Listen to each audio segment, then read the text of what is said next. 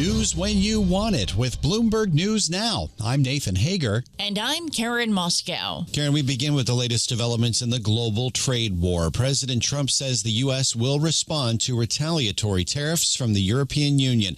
As heard on Bloomberg Radio, the president spoke in the Oval Office after the EU announced levies on industrial and agricultural goods worth up to $28 billion. The European Union treats us very badly. They have for years. I saw that. I had it out with them in my first term. It did well, but we had to solve other problems, and we did. But European Union's been very tough, and it's our turn, too. You know, we get a turn at that also.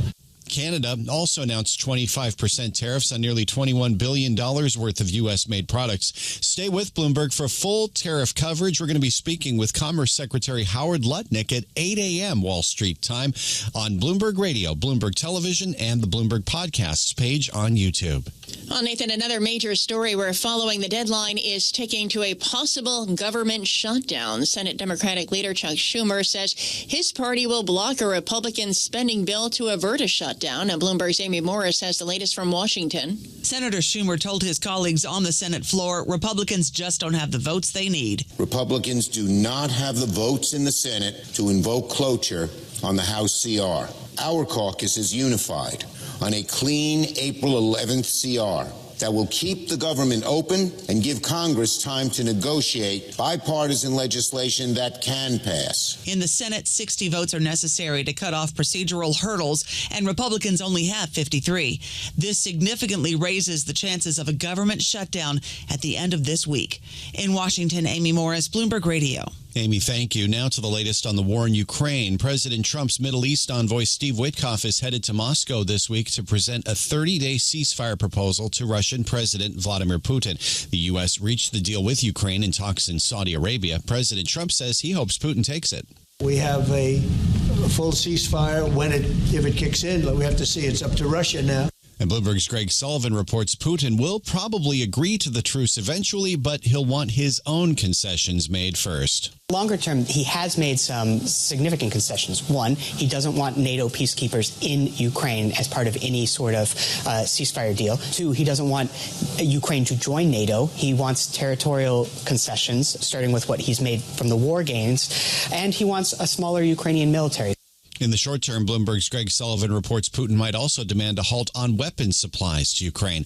Ahead of his meeting with Steve Witkoff, Putin made an unexpected visit to the Kursk border region. Russia says it has pushed back Ukrainians for more than 86% of the territory they seized there in their surprise incursion last August. Well, Nathan, we turn to the markets now, where futures are lower once again over growth concerns and recession fears. Some strategists on Wall Street are cutting their forecasts for U.S. stocks. Perennial bull Ed Yardeni has lowered his year-end for the S&P 500 to 6,400 from 7,000. He said President Trump's tariffs have heightened the risk of stagflation.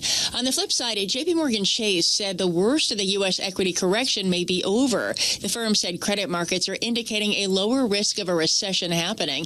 David Sowerby, managing director of Ancora, agrees. He says now is a buying opportunity. You can't call a market bottom, but when sentiment gets unduly bearish, and it's there now, if you look 12 months out, 11 out of the last 12 times it's gotten this bearish, the market's higher, and the average return over the next 12 months is 20%. I don't know if it's going to be 20%, but I like those odds, knowing I make my most money when I run against the herd and I'm a contrarian, which is more what you need to be today.